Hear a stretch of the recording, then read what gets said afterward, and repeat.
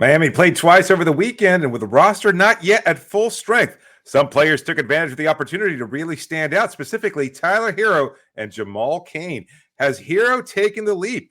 Can Jamal Cain grab a final roster spot? The Heat have emerged as one of the deepest teams in the NBA, and we give you our preseason takeaways on today's episode of Locked On Heat. You are Locked On Heat, your daily Miami Heat podcast.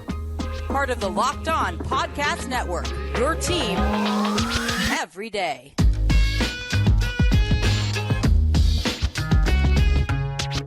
All right, welcome to Locked On Heat, your daily podcast on the Miami Heat. I'm Wes Goldberg. Joining me as always is David Ramil. However you're tuning in on YouTube, Odyssey, or your favorite podcast app, thanks so much for making Locked On Heat your first listen every day. Today's episode is brought to you by Gametime. Download the Gametime app, create an account, and use the code LOCKEDONNBA for $20 off your first purchase. Standouts from the last two Heat preseason games, Friday and Sunday night against the Spurs and the Grizzlies. That's what we're talking about here on today's episode. A good one for you today. We'll talk about somebody who has emerged over the weekend as maybe the guy with the inside track to be the final guy on the 15-man roster. But worth noting, over the weekend, in those games against San Antonio, Memphis, still no Jimmy Butler, who's been out with some dental issue. No Caleb Martin. Still haven't seen Jimmy or Caleb in the entire preseason. Also, Jaime Jaquez Jr., Nikola Jovic, the young guys, have not played since the first game of the preseason. So everybody is considered day-to-day. They haven't been ruled out for Wednesday's game against the Nets just yet. But if there has been a standout in these games, David, it's been Tyler Herro. 30 points against the Grizzlies Sunday night on 11 for 19 shooting. He is now the top scorer in the NBA in the preseason, averaging 26 points per game on 49% shooting, 43% on threes, to go along with 4.5 assists and 4 rebounds, not to mention 3.5 free throw attempts per game, which doesn't sound like a lot, but it would mark a career high for him if extrapolated for an entire season, which just tells me that this guy just continues to improve. Based on what you've seen, David, has Tyler Herro taken another leap? I'd like to say yes. I can't do it because it's the preseason, and I don't know how much of that is going to translate. I think he's doing things the right way, and I think that does matter. I think he's being able to absorb contact a little bit more easily. He's getting to his spots.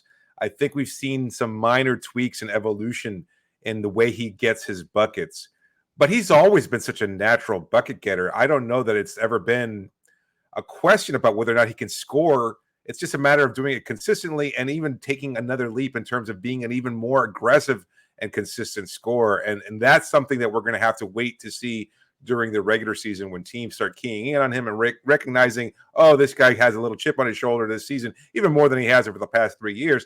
They want to be able to, gauge exactly how consistent, how aggressive he's going to be on a night-to-night basis. I'm going to reserve my judgment for that. I'd love to be able to buy in. Both you and I are high on Tyler and his ability to contribute. And I think that he's using what happened over the summer and the past couple of years, as he has before, to motivate him to take him to another level. But I have to be able to see it consistently when it actually matters, because we're talking about a Memphis Grizzlies team without Ja Morant and missing a couple other key players like Steven Adams, et cetera. Does Tyler drive to the hoop as much with Steven Adams blocking the way there? That's a player of the year. Jaren Jackson Jr. was there. Yeah, well, Desmond Bane was there. That's a whole other conversation. Yeah, I mean, he was toasting like Derrick Rose. Look, you're completely right on the reserving judgment. Like, to say, okay, Tyler Herro is ready to make a leap after 2 preseason games, I get that. Like, it's way too early. I bring up that almost just to let's have a conversation about the things that we've seen. Like the one thing that has that has stood out to me in Tyler Herro's game, at least in the preseason, is he's streamlined things quite a bit here. I mean, there were times over the last few years where he would just pass up open threes or good looks to just to sort of mess around with the ball and dribble into those mid-range shots. And look, I was willing to live with those things because he was able to give you so much offensively. So if he wants to just sort of explore a little bit on the court, a few possessions a game, then let him do it as a young guy. Like, I think that there's something to be said about growing your game and figuring out what you can and can't do. I think that's very valuable at the NBA level. But it feels like he's sort of given those things up. He's said this multiple times now. He's taking what the defense gives him. He's taking what the opponent is going to allow him to take, which is oftentimes open threes off of these handoffs with Bam Adebayo or Thomas Bryant. He's playing a ton with Thomas Bryant, a lot of pick and roll with him in that second unit. He has basically become the second point guard on this team behind Kyle Lowry, at least, again, in the preseason, based on what we've seen in 3 games. He looks good there. There's definitely more efficiency in his movements in terms of the less dribbling. He's talked about how the game has slowed down. Eric Spoelstra has talked about how the game has slowed down. Like this stuff, if Tyler Herro was going to take a leap this year, that's where it was going to come, right? Defensively, he is what he is. He can continue to work hard and he can continue to add weight and he continue to try to do that. He's never going to be a good defender, right? He's already said that. The best he could be is an average defender. Just do your job, be in the right spot, and maybe knock away a few loose balls and turn them into steals. And that's like best case scenario for him. Offensively, he needs to go from very good to elite for him to take the leap that the Heat need from him this year. 20-point per game scorer the last couple of years on varying efficiency, depending on where you're looking at on the court and what kind of shots you're looking at. He's very good off the dribble on threes. He's very good on catch and shoot threes and spot up threes and off screen. Like he's I've told you this before, but like a top 1% in the league 3-point shooter. More of that, and then if you're getting to the line a little bit more, you can increase that efficiency. The thing is, the Heat, they already have guys who are going to live offensively in that mid-range. Jimmy Butler and Bam Adebayo. That's what they're going to do, right? Tyler Herro can't be another one of those if he's going to make a meaningful difference on Miami. He needs to shoot more threes. He needs to get to the line more and just be a more efficient shot chart guy. And so far, based on 2 games at least, I think that's the approach he's taking. I don't want to sound like a hater at all. I totally hear what you're saying. And I think he has taken those steps. I said that. I think he has made some minor adjustments in the way he's looking to score and everything else. But how much of this can we actually take at face value, considering no Josh Richardson, no Jaime Jaquez, no Jimmy Butler, no Caleb Martin? Those are all guys that are going to need touches in order for Miami to win and be effective. It can't just be a matter of, I think the problem is here. And I don't think that we've ever doubted Tyler's ability to be a scorer or a bucket getter. In fact, as I've said many times before, I think he was Miami's most consistent offensive option for most of last year when their offense was really bogged down. The problem is how you play alongside those other guys who are looking to get their shots off as well. And that's what leads to those same plays that you talked about, where he over dribbles, where he's just pounding the hell out of the ball because it's like, I've got the ball now. It's not in Kyle's hands. It's not in Jimmy's hands. It's not in Bam's hands. It's my opportunity to find my ways to get to scoring. And he's going to try and force the issue a little bit. Can he bend the way he approaches the game a little bit to recognize I can be a secondary or tertiary option at times and just look to get my buckets whenever they fit within the flow of the offense? Because I don't know that Jimmy's willing to take that step back, and nor should he. He's Jimmy Butler after all. I mean, he takes a step back in the regular season, right? Like this is not a guy who wants to. In terms of like number of shot attempts, yes, but he still has a high usage, higher than anybody. Yeah, he's got the ball in his hands and he's creating for others. No, you're right. Like, look, there's no doubt. I guess, and you're right. Like, we can't, based on this preseason, because he hasn't played with Jimmy, we can't say that this is what's going to happen. I'm just saying, based on what we've seen, at least his mindset's in the right place, and I think it lends itself to being able to play off of Jimmy and Bam, right? Like we'll see. We will see. We don't know anything. The other part of it that I like is I think we're gonna get the let Tyler cook lineups a bit more this year than we did even last year, right? With Jimmy and Bam off. We know that Spo likes to play Jimmy and Bam together anyway because the net rating with those lineups over the last 2 years have been elite. And it's kind of been Miami's only elite combination over the last couple of years in terms of net rating. But take them off the court together and then let Tyler cook. And we've seen Spo experiment with that a little bit last year. I think he might try to lean into it more this year. Bring in who then? Like let's assume the starting lineup, or maybe that's a conversation for the next segment. Let's say that, and we can talk a little bit about how Tyler might fit into lineups that incorporate both Jimmy Butler and Caleb Martin, presumably coming off the bench. Yeah, let's do that next here on Locked On Heat. Today's episode is brought to you by Gametime. Listen, you shouldn't have to worry when you're buying tickets for your next big event, whatever that might be, whether it's sports, music, comedy, theater events near you. Gametime has you covered with killer last-minute deals, all-in prices, views from your seat. I love this feature. You can see exactly where you're going to sit, so you know if there's going to be an obstruction or if you want to kind of change your perspective a little bit. They've got you covered. Their best price guarantee. That might be the best part of it all, is that the Gametime always takes the guesswork out of buying tickets, and they always give you the best price available. It's so many different options. You go into town, let's say you're traveling for work or something like that. You got a couple hours to kill. you're looking to get tickets. Maybe there might be a ball game taking place nearby. Maybe there's a concert or a comedy show, whatever that might be. You hit up Gametime, you get your tickets, and you get them at a great price. So download the Gametime app now, create an account, and use the code LOCKEDONNBA. You get $20 off your first purchase. Terms do apply. But again, you just create an account and redeem the code LOCKEDONNBA. That's LOCKEDONNBA for $20 off. Download Gametime today. Last minute tickets, lowest prices guaranteed.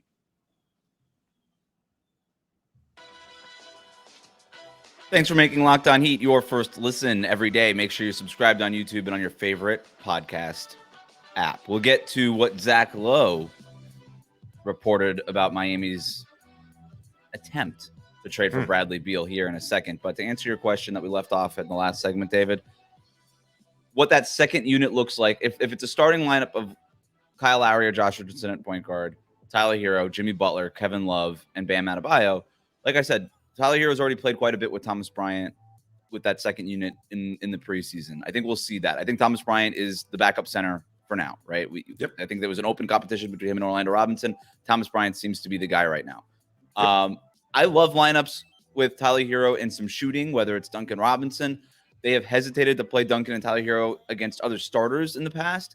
Maybe you're more likely to do it if it's against other second units. And again, Spo has explored with that in the past, specifically last season a little bit more often. I think Caleb Martin should be part of that lineup for defensive purposes. And I think you could put Jaime Jaquez Jr. in that lineup or Haywood Highsmith for defensive purposes. The one thing with Tyler Herro is no matter what, you want some decent defenders around him. And so if you put Caleb and Highsmith out there with him, and maybe Josh Richardson too, if Kyle Lowry ends up being the starter, that's the let Tyler Herro cook lineup. That's three really good defenders around him, plus Thomas Bryant, who's not a great defender, but is a natural pick and roll partner for him. Yes, he is. Very good. And so, boom, you have an identity. Now, all this pick and roll that Tyler Herro wants to run that he can't really run with the first unit, because the first unit's not really a pick and roll offense, right? It's Bam Adebayo operating at the top of the key, dribble handoffs, side-to-side movement, baseline cuts, and all that. That's the offense for the starting unit. They're not a pick and roll offense. But if you put Tyler and Thomas Bryant in that second unit and just let them run pick and roll, and three decent defenders, three good defenders around them, that to me intuitively makes some sense. Now you're going to see that with Bam too, right? Bam's going to be setting screens. We saw that pairing work more effectively as the season progressed last year. They look good against Memphis on Sunday night together too. Very good. So I think that's certainly a wrinkle that we'll see incorporated. And just even talking about it though, I kind of teased it earlier, but Miami's depth has just been really impressive. And I know that maybe we're overstating things, and there was a lot of doubters around the country regarding Miami's ability to compete at a high level. But when you look at this team and its depth, even in the lineups that we're talking about cutting minutes for Josh Richardson, cutting minutes for Caleb Martin, who's been really good. Duncan Robinson might not get as much playing time. Jaime Jaquez might not get as much playing time. If you've got to incorporate Caleb and Josh there's a lot of different ways for not to mention even a guy like Nikola Jovic, who we've barely seen since he got hurt during this preseason. There's Orlando Robinson, Jamal Cain, who we'll talk a little bit about later. This does seem, at least so far, maybe it's just kind of buying into what we've seen during the preseason, which I think it makes sense.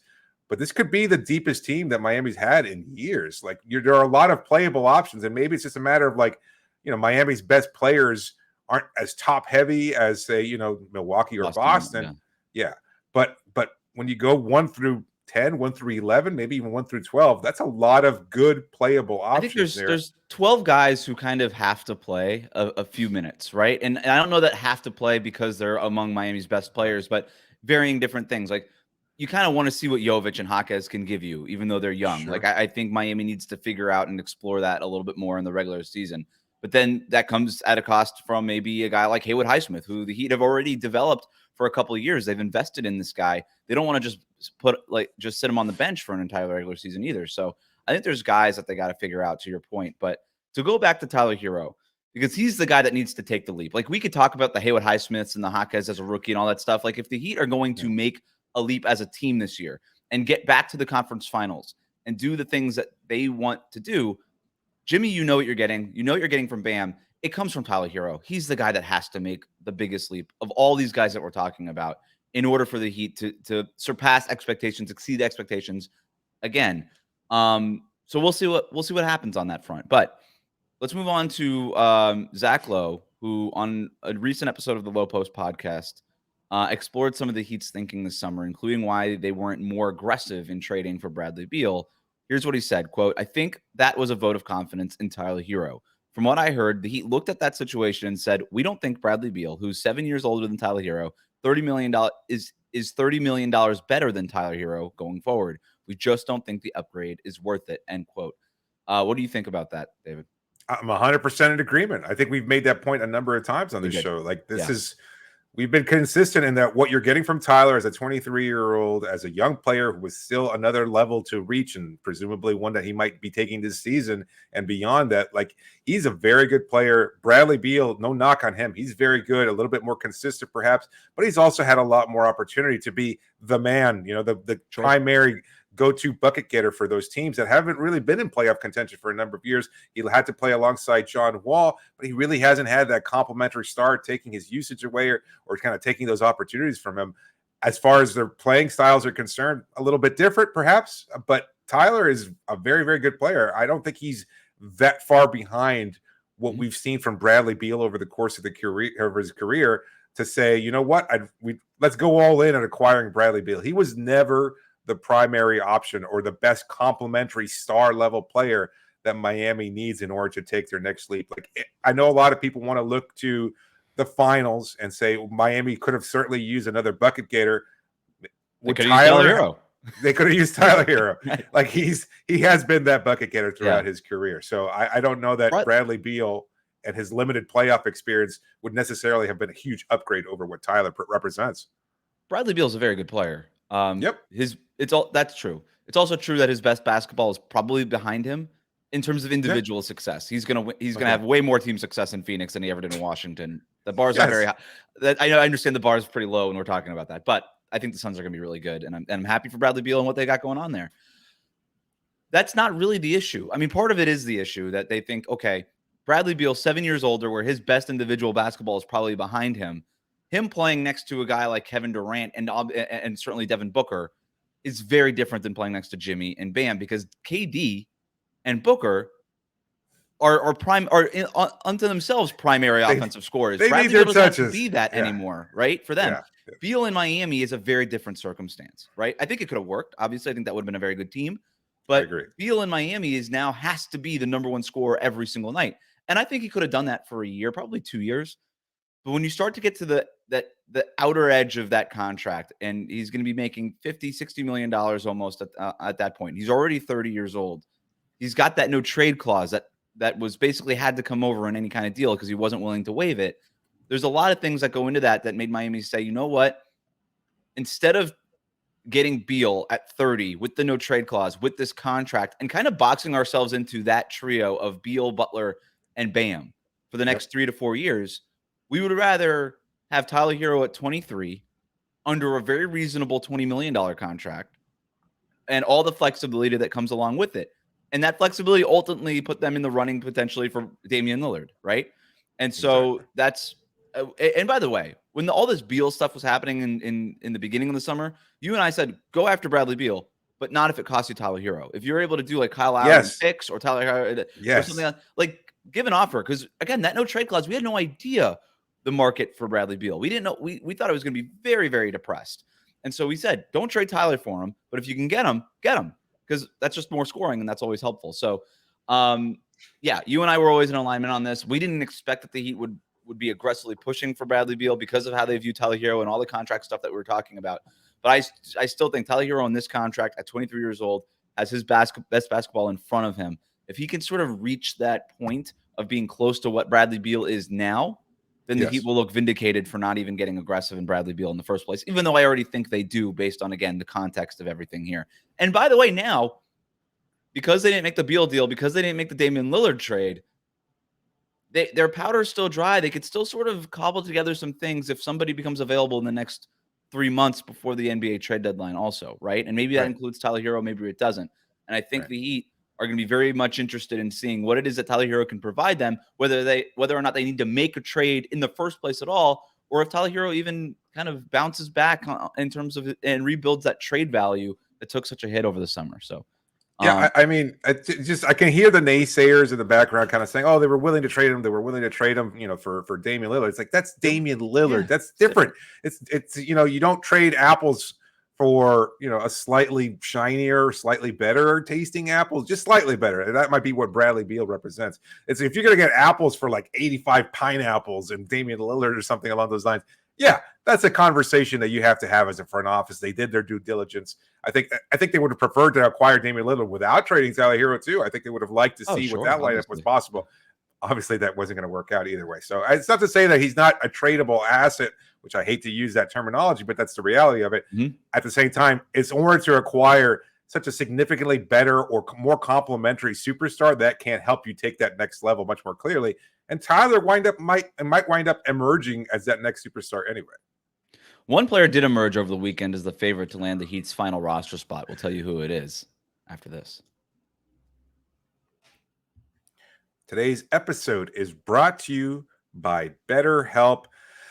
Look, Betterhelp offers therapy services for people who might use them. And I know already a lot of people might be thinking, oh, you know what? I don't really like the idea of therapy. There's a stigma attached to it. But the Betterhelp offers such a convenient way of finding the person that you might be needing to talk to about whatever might be going on. I had a friend who fit that same category, kind of pushed it off for years. Just like, oh, I don't know why my relationships don't work. I don't know why I keep having problems with this, that, and another. And you know what? I was like, why don't you try therapy? I recommended BetterHelp because of this ad read.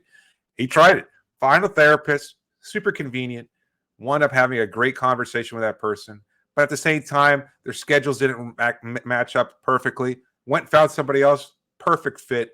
Has been continuing to see him for a number of months now. And it's just been a really great benefit for him. BetterHelp, it gives you the opportunity to find the help that you've been looking for. If you're thinking of starting therapy, give BetterHelp a try. And right now, visit betterhelp.com/LockedOnNBA and you can get 10% off your first month. That's BetterHelp, betterhelp.com/LockedOnNBA.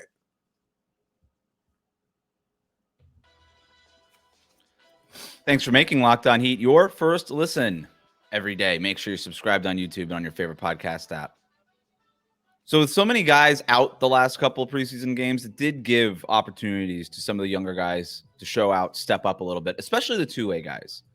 Yeah. And Jamal Cain has taken this opportunity and might have secured the inside track on getting the Heat's final roster spot. Here's his numbers from over the weekend. Versus the Spurs Friday night. 24 points on 9 of 14 shooting from the field, 6 of 8 on three-pointers, 10 rebounds. This on a night where he was playing Victor Wembanyama, and Wembanyama, for many reasons, and rightfully so, stole the spotlight, right? He's the dude. Jamal Cain was quietly the leading scorer in that game. Wembanyama had 23 points. Jamal Cain had 24 points.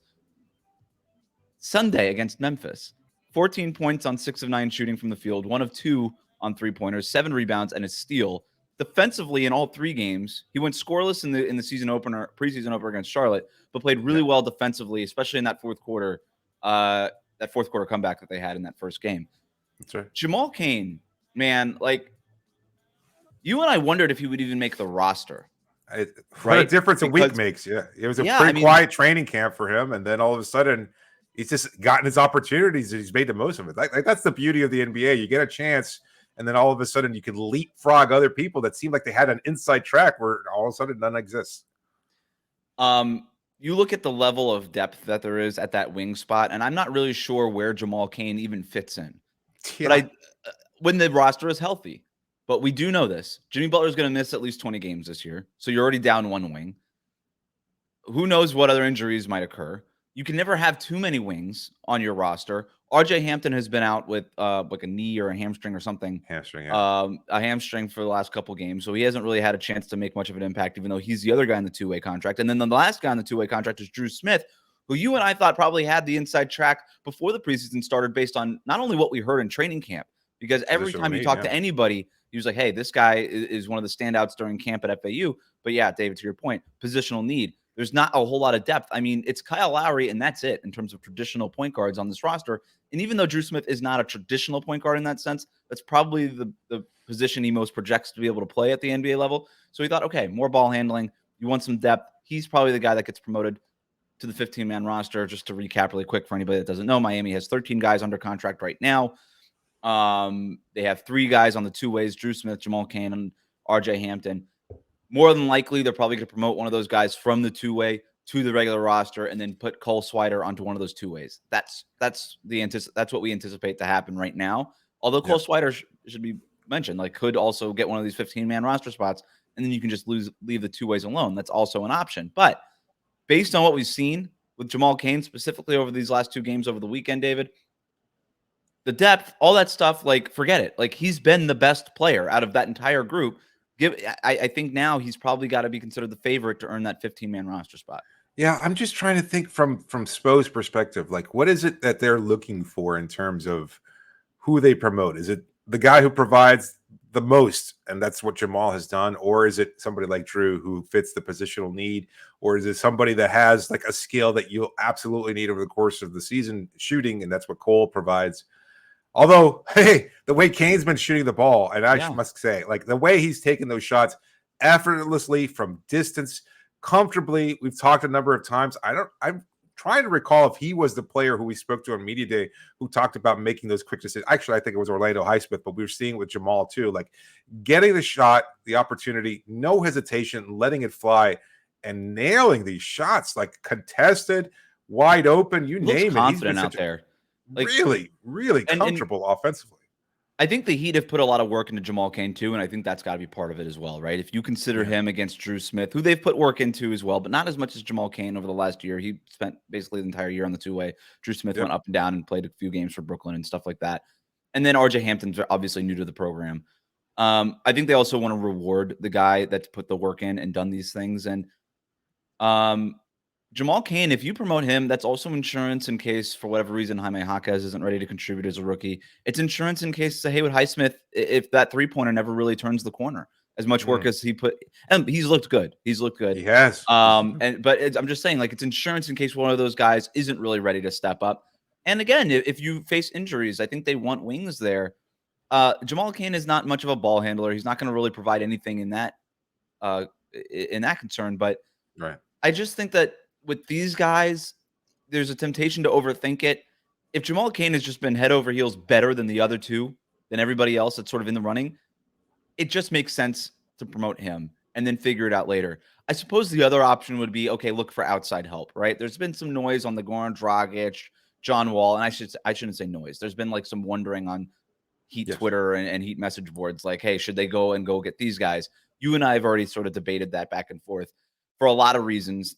Upside, cost, right? Relative cost with these young players versus guys who've been in the league for 10 plus years. It's a very different amount of money that you have to spend on the veterans when you include the luxury taxes and all that stuff. So I anticipate, and again, roster cuts will happen. Other guys could shake loose. Maybe Miami has their eye on somebody else and they say, you know what, let's just go get somebody from the outside who is a point guard, who maybe can really help our ball handling right now. Let's go get one of those guys. I think all that stuff has to be considered an option because they still have that one roster spot available. We don't anticipate that they'll fill all 15 either because of the cost cutting situation. But I do. If you ask me right now, David, I think Jamal Cain is the favorite to get the regular roster spot. Good. You know, I'm happy for him. He's put in the work, and you know, you and I almost basically wrote him off a week ago. We were kind of surprised to hear how quiet his camp had been in terms of like not really standing out and not really like much buzz attached to his performance. But if he's done something over the last week, really, in order to kind of continue to build his stock up and in order to continue to show, you know what, I've been here the longest. I want to be able to show out. I want to be able to prove that I can be an NBA level player. Well, he certainly had a really, really good game against the Spurs, and he followed that up with another strong performance, albeit again in limited minutes. Like there might not be a lot of playing time unless there's a number of injuries to Miami's already pretty solid wing depth. But it's nice to know that you have a player like that who could stand up and kind of, you know, give Miami an opportunity to still stay close in games and maybe even help them win. And well said, like that. Not a guy that you anticipate is going to be part of the nightly rotation when everybody's healthy. But if guys do get hurt, a guy that you'd like to have as an option. And Pat Riley said this. What are they looking to add this offseason? Right. Length and size on the perimeter, right? Jamal Cain, like they've already done that in a number of different ways, but they could sort of double, triple, quadruple down on that with Jamal Cain, at least in terms of just having a depth option at the end of the bench. Yep. Thanks for making Locked On Heat your first listen every day. Hit that subscribe button on YouTube. Follow us on your favorite podcast app.